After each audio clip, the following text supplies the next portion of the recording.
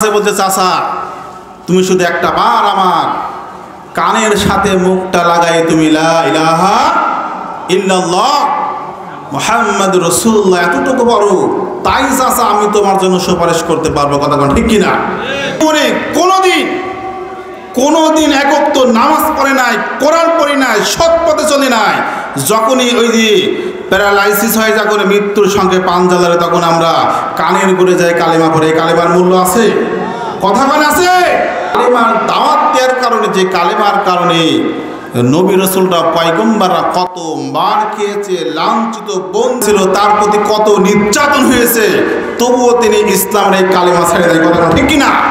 কালেমা আমাদের জবান থেকে বের করতে হলে আগে আমাদের অন্তরের ভিতরে নবীর ভালোবাসা জন্মাতে হবে। কথা ঠিক কিনা? মাঝে দাওয়াত দেওয়া হয়, কোরআনের মাহফিল, কোরআনটাকে যদি গোলায় গোলায় খাওয়া দেওয়া হয়, আল্লাহ তাআলা যদি হেদায়েত না দেয়, ওই ব্যক্তির কখনো হেদায়েত হবে না। কথা ঠিক কিনা? স্বয়ং আল্লাহর পক্ষ থেকে হেদায়েত যখন হবে, তখন ওই ব্যক্তি এমনিতে হেদায়েত হয়ে যাবে। কথা কোন ঠিক কিনা? যদি মানুষের হাতেই থাকতো হেদায়েত, তাহলে আবু জেহেল হেদায়েত পেত। কথা কোন ঠিক কিনা? আবু জেহেলের কাছে নবীজি অনেকবার এই ইসলামের দাওয়াত নিয়ে গিয়েছেন। এমনকি নবী করিম সাল্লাল্লাহু আলাইহি সাল্লাম তার চাচার কাছে বলছে, চাচা তুমি শুধু একটা বার আমার কানের সাথে মুখটা লাগাই তুমি লা ইলাহা ইল্লাল্লাহ মুহাম্মাদুর রাসূলুল্লাহ এতটুকু বড়, তাই চাচা আমি তোমার জন্য সুপারিশ করতে পারবো। কথা কোন ঠিক কিনা? আবু জেহেলকে তো আল্লাহ হেদায়েত দেয় নাই। বলেন, হেদায়েত কে দিয়েছে? আল্লাহ হেদায়েত দেয় নাই। তো কালেমা আসবে কি হবে মুখ থেকে?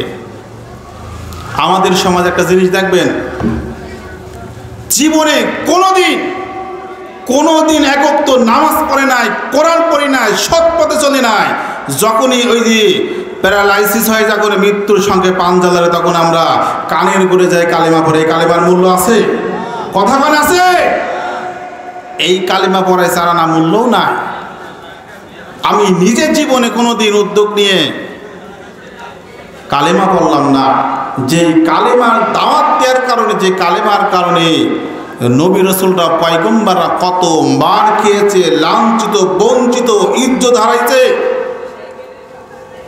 ইসলামে যে প্রথম যে একটা মেয়ে ইসলাম গ্রহণ করেছিল, তার প্রতি কত নির্যাতন হয়েছে, তবুও তিনি ইসলামের এই কালেমা ছেড়ে দেয়। কথা ঠিক কিনা? কেমন ঈমান ছিল তাদের ভিতরে, কেমন ভালোবাসা ছিল নবীর প্রতি, তার কতটা মহাব্বত ছিল।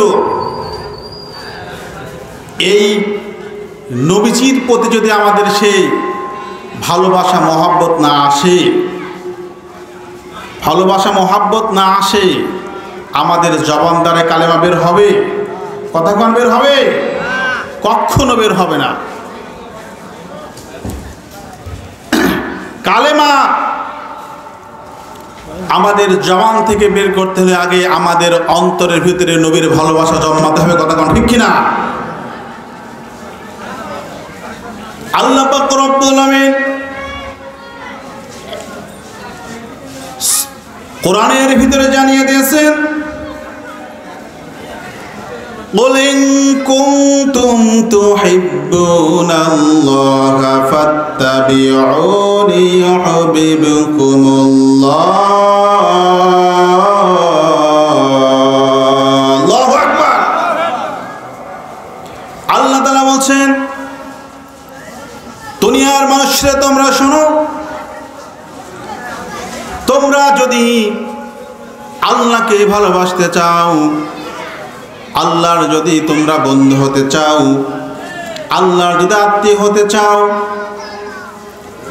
আল্লাহ যদি ক্লোজ মানুষ হতে চাও, আল্লাহকে ভালোবাসার আগে তোমরা ঘুরে আসো। কুল ইন কুনতুম তুহিব্বুনাল্লাহা ফাত্তাবিউনি ইউহিব্বুকুমুল্লাহ। হে রাসূল আপনি জানিয়ে দেন তারা যদি আমাকে ভালোবাসে, আমাকে ভালোবাসার যদি আগ্রহ তাদের ভিতরে আসে, আগে যেন হে রাসূল আপনার যেন অনুসরণ অনুকরণ করে। কথাকার চিল্লায় গেলে কথাকার আল্লাহর কথা। আল্লাহর কথা যদি আমরা অমান্য করি আল্লাহর কাছে ধরা খাওয়া লাগবে না বলেন? আল্লাহকে এতটা যখনই আমরা ভালোবাসবো, রসুলকে যদি আমরা বাদ দিয়ে আল্লাহকে ভালোবাসি, সেই ভালোবাসা আল্লাহ গ্রহণ করবে? কথা কানে কেন গ্রহণ করবে? রসুলকে আমাদেরকে মডেল বানাতে হবে, রসুলের অনুসরণ, রসুলের অনুকরণ। রসুল করিম সাল্লাল্লাহু আলাইহি সাল্লাম জীবনে যা কিছু করেছে ওইটা যদি আমরা বাস্তবে পরিণত করতে পারি তাহলে আমরা আল্লাহকে ভালোবাসতে পারবো। কথা কোন ঠিক কিনা?